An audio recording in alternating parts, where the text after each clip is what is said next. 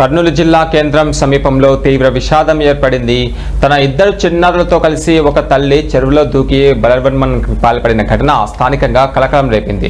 జిల్లా కేంద్రానికి సమీపంలోని గార్గేయపురం వద్ద ఉన్న చెరువులో ఈ విషాదం చోటు చేసుకుంది.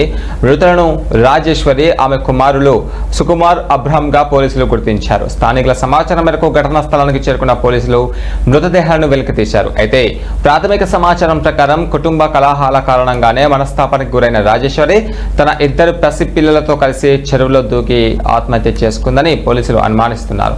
పోలీసులు ఘటనా స్థలాన్ని పరిశీలించి కేసు నమోదు చేసి దర్యాప్తు చేపట్టారు. మృతదేహాలను పోస్ట్మార్టం నిమిత్తం ఆసుపత్రికి తరలించారు.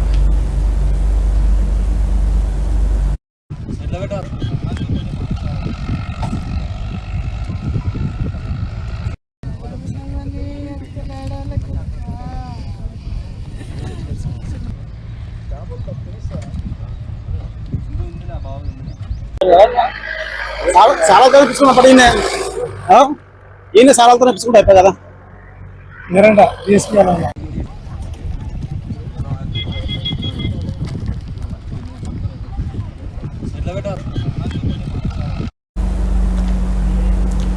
కర్నూలు జిల్లా కేంద్రం సమీపంలో తీవ్ర విషాదం ఏర్పడింది. తన ఇద్దరు చిన్నారులతో కలిసి ఒక తల్లి చెరువులో దూకి బలవన్మరణానికి పాల్పడిన ఘటన స్థానికంగా కలకలం రేపింది. ఇక జిల్లా కేంద్రానికి సమీపంలోని గార్గేయపురం వద్ద ఉన్న చెరువులో ఈ విషాదం చోటు చేసుకుంది. మృతులను రాజేశ్వరి, ఆమె కుమారులు సుకుమార్, అబ్రహంగా పోలీసులు గుర్తించారు. స్థానికుల సమాచారం మేరకు ఘటనా స్థలానికి చేరుకున్న పోలీసులు మృతదేహాలను వెలికితీశారు. ఇక ప్రాథమిక సమాచారం ప్రకారం కుటుంబ కలహాల కారణంగానే మనస్తాపానికి గురైన రాజేశ్వరి తన ఇద్దరు పిల్లలతో కలిసి చెరువులో దూకి ఆత్మహత్య చేసుకుందని పోలీసులు తెలిపారు.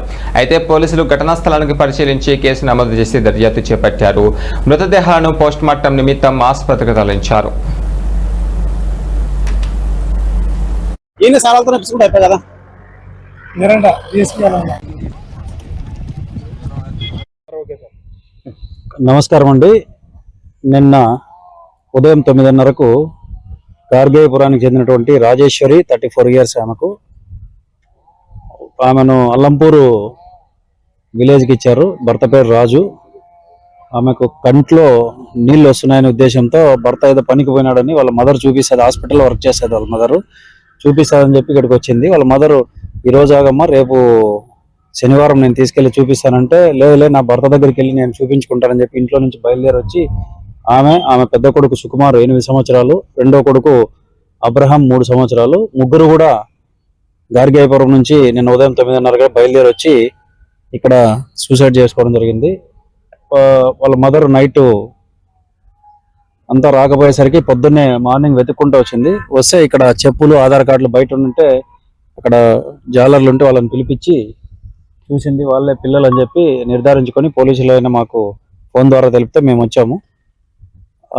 ఆమె ఇప్పుడు కంప్లైంట్ ఇస్తుంది. కంప్లైంట్ ఇచ్చిన దాన్ని బట్టి ఇన్వెస్టిగేషన్ ప్రొసీడ్ అవుతాం. ఎందుకు సార్ హాస్పిటల్ చూపించలేదని జరిగిందా లేకపోతే ఫ్యామిలీ అది ఇన్వెస్టిగేషన్ లో తేలుతుంది. ఇంకా కంప్లైంట్ ఏమి సార్ చూసుకొని దాన్ని బట్టి చెప్తాం. Right, thank you. చూపిస్తాను అని చెప్పింది. రేపు లీవ్ తీసుకున్నామని చెప్పే లోపల మా అక్క బయలుదేరి వచ్చింది. ఇంకా పోతావా లేకపోతే నేను రావాలంటే పోతలేరా నేను పోతలే అన్నాడు. మా బాబు ఫోన్ చేసి ఫోన్ కానీ లిఫ్ట్ చేయలేదు. మళ్ళీ ఫోన్ చేస్తే ఇంకా రాలేదని చెప్పినాడు సార్.